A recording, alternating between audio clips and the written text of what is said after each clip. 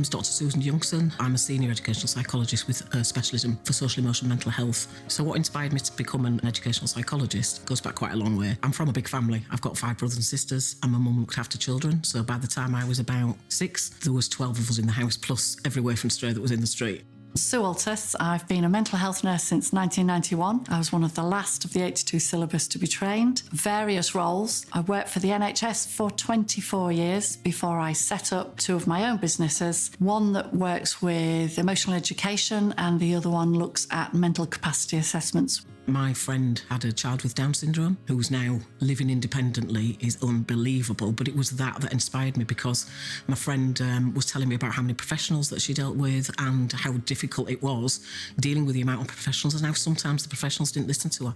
You work with people with the parts of the person that nobody else sees. If you've got a broken leg, you can see it mended. Whereas in mental health nursing, you have to work with the person. So the most rewarding part of being an educational psychologist, gosh, it's difficult to actually decide what that is, but I actually think that it's literally meeting the children and the young people and their families.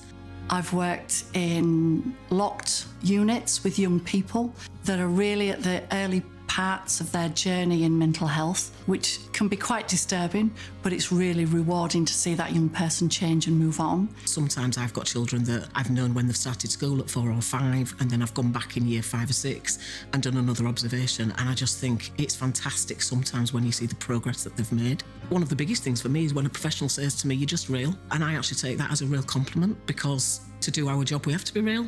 The input you've got can have life-changing forever, and they can use that to make their life completely different. Because actually that is really, really rewarding, that you just get kids when sometimes nobody just ever gets them.